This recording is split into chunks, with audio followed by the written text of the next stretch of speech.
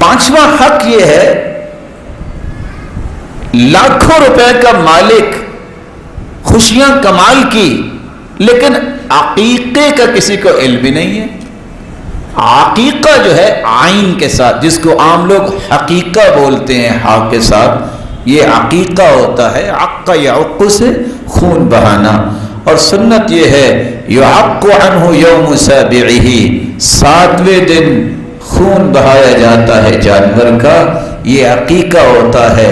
عن الغلام شاتان متکافئتان، اگر بیٹا اللہ نے دیا ہے تو 2 بکریاں جو ایک جیسی ہوں، اور دوسری روایت میں آتا ہے کوئی اس میں حرج نہیں، اذکرانا ام اناسا، وہ خواہ 2 بکریاں ہوں یا 2 بکرے ہوں یا 2 بھیڑے ہوں یا 2 جو ہے وہ مینڈے ہوں، مذکر مؤنث جو بھی میسر آئے، مستقل 2 جانیں 7ویں دن ذبح کی جائے، اور اگر اللہ نے بیٹی دی ہے تو 1 جانور۔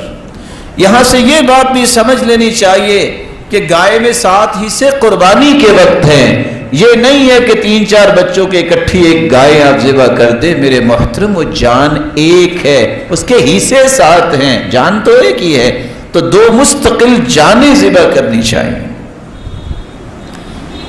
وَيُسَمَّى وَيُحَلَّقْ، اور چھٹی بات جو ہے اس کا نام 7ویں دن ضرور رکھنا چاہیے، اس سے پہلے بھی رکھنا جائز ہے جیسا کہ حدیث سے ثابت ہے، اور 7ویں دن کم از کم نام آپ ضرور رکھیں۔ وَيُحَلَّقْ، اور اس کے سر کے بالوں کو صاف کیجئے، اور وَيُتَصَدَّقُ بِمِثْلِهِ، اور ان بالوں کا وزن کر کے آپ صدقہ کر دیجئے، جیسا کہ سیدہ فاطمہ رضی اللہ تعالی عنہ نے ان بالوں کے برابر چاندی صدقہ کی تھی۔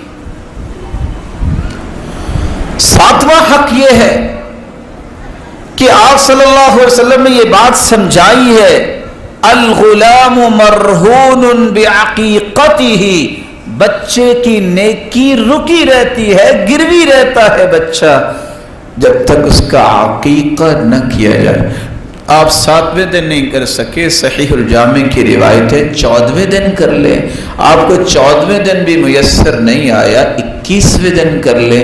اگر 21ویں دن بھی آپ عقیقہ نہیں کر سکے تو پھر جب بھی زندگی میں اللہ آپ کو طاقت دے تو اس وقت عقیقہ فوراً کریں، تاکہ بچہ جو گروی ہے وہ آزاد ہو جائے۔